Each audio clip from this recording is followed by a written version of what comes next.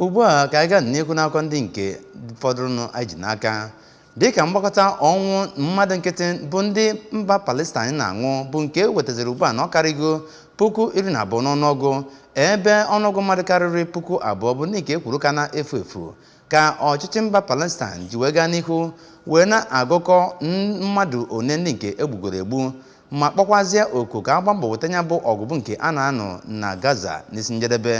Na mkparịta ọbụbụ ya na ndị ọrụ nta akụkọ na Abuja ka onye nke na-anọchite anya mba Palestine n'ala anya bụ Nigeria bụ Abdullah Shawesh ji wee gaa n'ihu wee kwuo na mgbakọta ọnwụ enwegoro ugbu a na mpaghara East na Jerusalem agbagogo na 186 nke gụnyere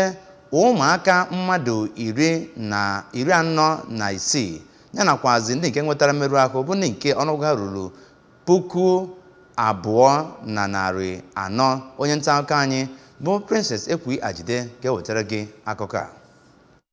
Ọ kwararịrị na kwuru ọtụtụ narị mmadụ bụ ihe ozu ha tọgbọ n'ihu ụlọọgwụ Al-Shifa n'okporo ụzọ ma n'okpuru iberibe atịtị. Onye nnọchite anya ahụ kwukwara na Ọktoba afọ a na Director of Emergency for UN World Food Program gbara ama na mmadụ 33% ndị Palestinian ga-enwe ụkọ nri, mana ugbu a ọ bụrụla 100% nwere ụkọ nri na Palestinian. Nnọchite anya Shawesh sịrị na enweela ọtụtụ akụkọ na-eyi egwu maka ịta ndị mmadụ ahụhụ ma ileda ndị Palestinian anya ma mgbago aka ịkpara ndị mmadụ, ma kwuo na kemgbe ọnwa Ọktoba dị n'ụbọchị 7 na ndị agha Israel akpụrụla ndị Palestinian nwoke na nwanyị karịrị mmadụ 2,200 site na Abuja. Princess Ekwi Ajide, akụkọ ụwa